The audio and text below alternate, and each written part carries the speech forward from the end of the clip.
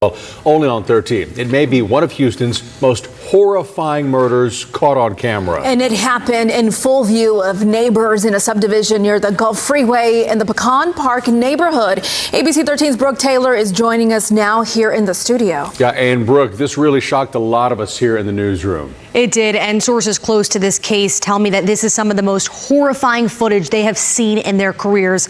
Police haven't said if the victim knew the killer, but they're hoping that a neighbor's video leads to a quick conviction and justice for his family.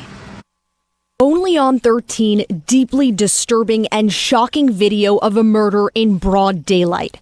On May 3rd, the victim, Stephen Anderson, is walking on Woodridge Square Drive to pick up his mail, sources tell us.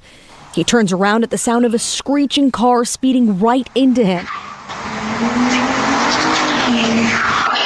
We're pausing the video right before he gets hit. The car reverses and hits him again, pushing him further into the street. Neighbors are on the phone, frantically calling 911. Some other people to help me turn him over. They want us to turn him over. Another neighbor comes out with a pillow. And that's when the suspect, Karen Fisher, identified in court records as a man, but also described as she by police, returns with a knife in hand.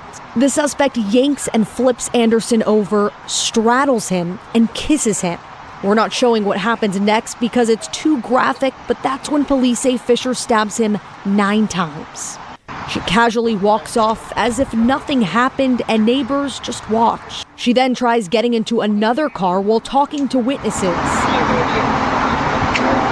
When that's unsuccessful, she leaps over the body and walks away. It's very disturbing, yeah, because, I have kids here. So our kids could have been out here playing, and imagine that. 20-year-old Karen Fisher is in jail tonight, charged with murdering this 64-year-old. Her bond is set at $2 million. Broad daylight, it was a busy intersection. It did happen right under our noses, Just truly so shocking. I spoke to neighbors that you saw in that. Man, you gotta be some cold-blooded motherfucker to pull that off.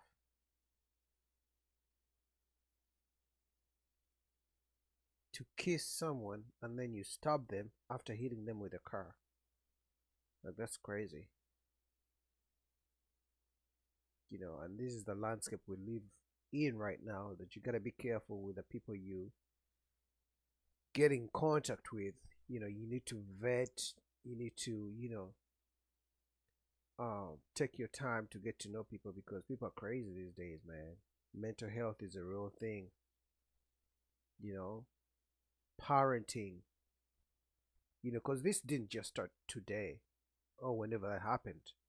Whatever this woman or this man did to that man started a long time ago. So whether that's through parenting, whether that's through not being held accountable for their actions back in the day, or whether that's the lack of education, whether that's the mom or the dad letting them get away with different things in their life, and those moments lead to this. But I want you guys to realize what she did, or what that meant, because they're saying it's a he or it's a she, right? What she did, at least in the video, it's like a woman, right? She ran over the guy, came out, kissed him, then stabbed him.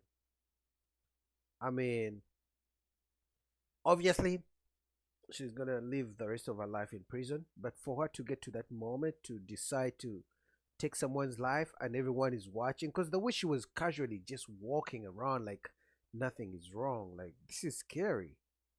Look at the way she was just casually walking around after. Look, it's like she did nothing wrong, and then she's even trying to get in someone else's car, and the people here are just watching. Obviously they can't do nothing, right? Unless you're being attacked, you can't really shoot her or something. But this is scary, man. And I guarantee you, whatever the reason this man got killed, if he knew this woman or this man, because they're saying it's a he or she, there were some red flags he missed.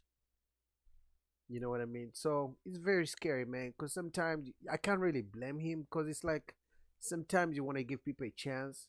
Sometimes people hide their true colors.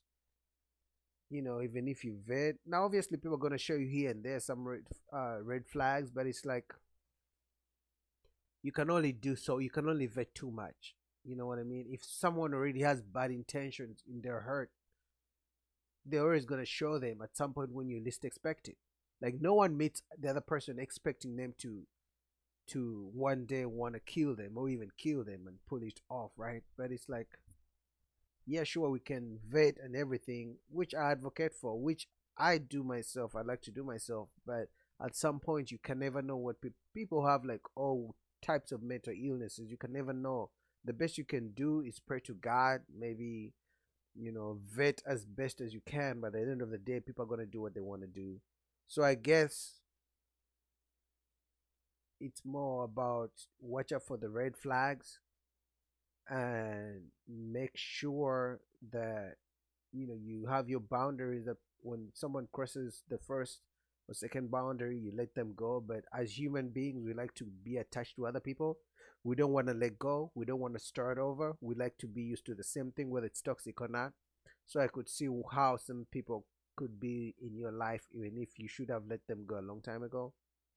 Man, this life is all just a learning lesson. But this is I wanted to go over this video because there's so many lessons that I can reflect on, and maybe you guys can reflect on, to just be careful, because people don't care about your life. And before someone takes your life, they might show you. You might be lucky and they show you that they don't care about your life.